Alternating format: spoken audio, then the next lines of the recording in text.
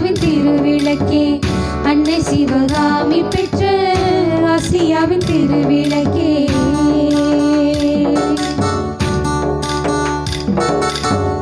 மக்கள் நலம் வேண்டும் என்றே மனமுடிக்க மறந்தவரே, மக்கள் நலம் வேண்டும் என்றே மனமுடிக்க மறந்தவரே, காந்திஜியும் நேருஜியும் காட்டும் வழி நடந்தவரே, காந்திஜியும் நேருஜியும் காட்டும் வழி நடந்தவரே.